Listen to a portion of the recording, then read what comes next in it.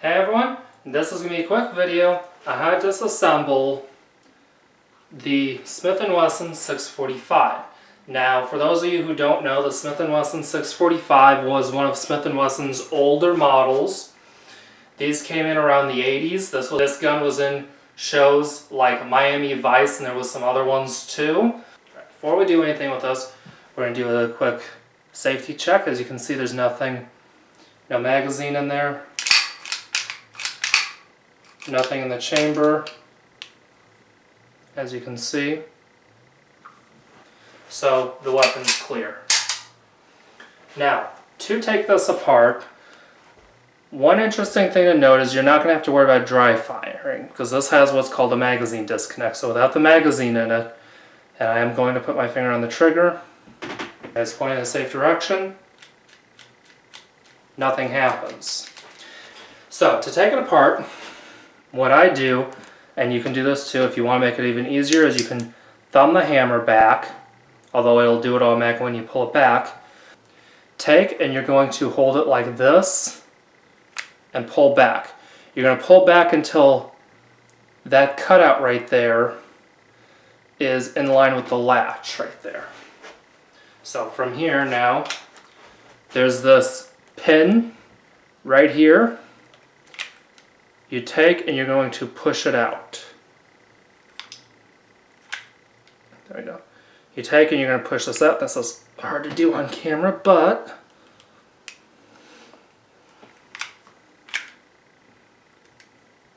there we go. So now the pin is coming out. Put this aside, don't lose it. What I use is one of these little cups that my Beretta 92FS came with. They have this in the packaging. It's basically a little cup, so I use it as one.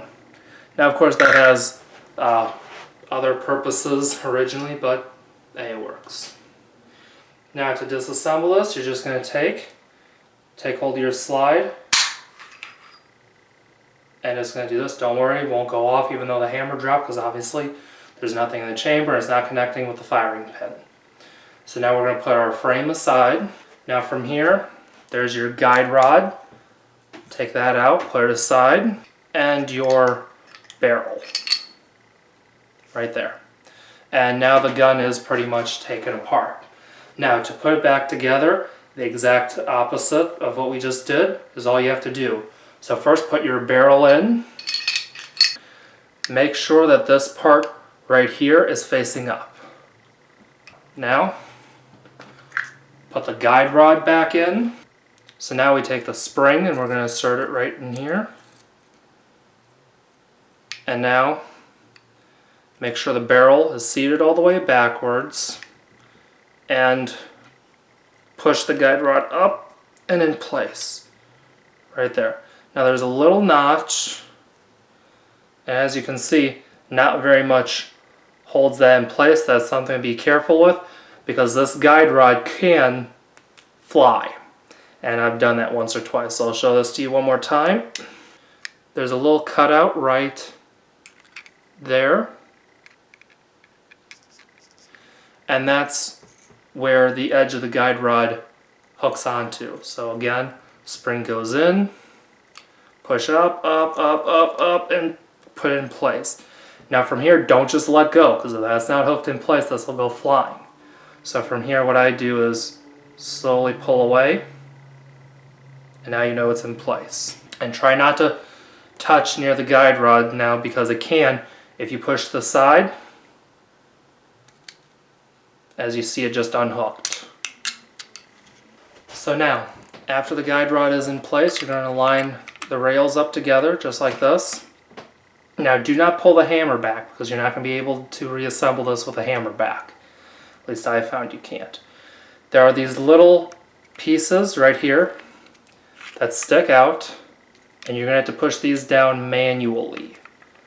So the first one right here, make sure your slide is forward enough, push down, it'll drop right into place.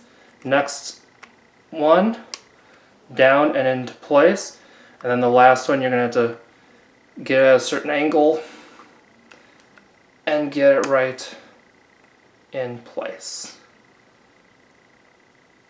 There we go. So I just had to move it a little bit to make it easier to get to, but just take, push down,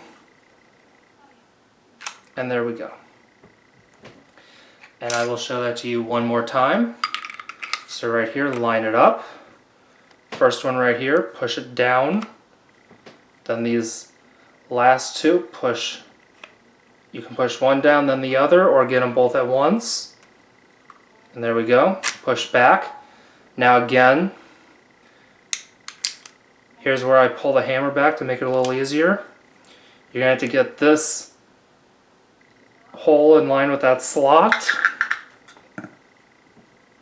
and put this piece right back in now. And make sure this is facing the right way. So it went right back into place. As you can see right here, just take and push it right back in. Now, of course you're going to function check it. Everything is holding good. Decock. It's in safe now. And that's pretty much how you disassemble and reassemble one of these awesome old guns. If you can ever get your hands on one of these, I highly recommend it. These are awesome. The 645, later came the 745, which didn't have the squared off trigger guard. And an interesting thing to see is Smith and Wesson actually put checkering here, not just horizontal lines. It's checkering. So that's pretty much it now. I hope this was helpful and informative. Be sure to like, share, and subscribe. Follow me on Facebook, Instagram, and Twitter. And I'll see you in the next video. See ya!